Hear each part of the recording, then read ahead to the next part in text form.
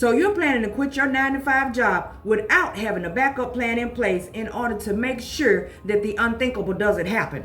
I know you've heard it said that having a plan B is not necessary and that your plan A should be in fact your plan B. Well, in this video, I'm going to explain to you why having a plan B may just be in your best interest. You still see it right there. You gotta go up the ladder right there. I was like, you told me about the ladder before we got on the elevator. Without having a backup plan, you could face financial instability. And what I mean by that is, being independent, the income can fluctuate. It can go up and it can come down. And if you are used to having a steady income coming from a 9 to 5 job, having to deal with the fluctuation of income can cause a lot of stress. It can also cause debt. And the last thing you want to do is be caught up in one of those types of situations simply because you did not have yourself a plan B. Because if that happens, the only thing it's going to cause is for you to have to return back to a 9 to 5 sooner than you expected to have to do so. Let's say you want to open your own business and you already have clients lined up. That still doesn't guarantee that you're going to have consistent cash flow. Clients can cancel on you or don't show up at all. Payments get delayed. Now imagine having to wait on some sort of payment when you have already calculated that into your bills for that current month. And if you don't have some sort of savings or some sort of financial cushion to help you out along the way, you could find yourself in a world of trouble. Now let's talk about health insurance and benefits. When you worked your 9 to 5, your employer supplied those for you. As an independent worker, you no longer have access to that. You're going to have to get those for yourself. A lot of people find it hard to actually do so. Retirement, paid time off, you no longer get any of those either. If a company that you're working for was supplying you with all of those needs and you decide that you want to let that job go in order to pursue something on your own, you're going to have to make sure that you've already done your research so that you are covered when it comes to health insurance, any sort of retirement, and be able to take time off without worrying about the fact that because I'm not working today, my money's going to be short. Having a plan B will help you out in all of these situations. Oh, and I know you guys don't even want to talk about stress and mental pressure. When you're working a 9 to 5, you know where your income is going to come from. You know what to expect from one day to the next. It's repetitive, which is one of the reasons why a lot of you are trying to get out of it in the first place. But when you're working for yourself, doing anything independent, the stress can be horrendous at times. If you are not able to handle it, if you're not able to handle the fact that your money could run low, if you're not able to handle making your own schedules, dealing with your own clients, building up your own products, handling everything that normally someone else would be handling for you, you can most definitely end up in a stressed out situation. Plan Bs are always good when it comes to that sort of situation. Don't leave your job and the only thing you have lined up is one particular thing. What are you going to fall back on?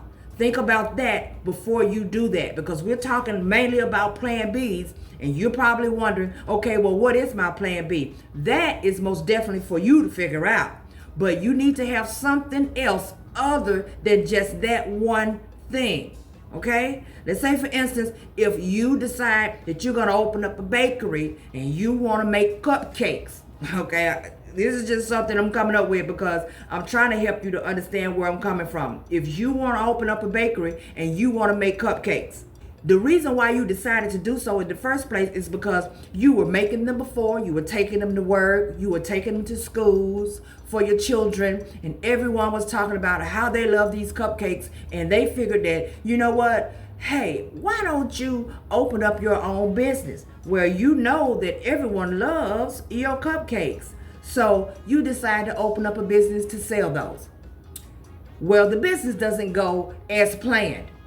The clientele that you thought you'd have, all of these people who said that they loved your cupcakes, You could probably count on a couple of fingers as to how many actually showed up in your establishment to purchase any.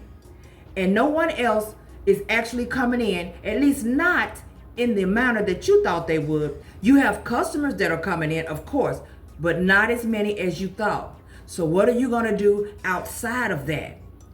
What are you going to do to ensure that your business does not fail? So this is just one little example of things that could occur. If your business is about to fail, maybe it's the cupcakes. Maybe you should rethink what you're going to do next.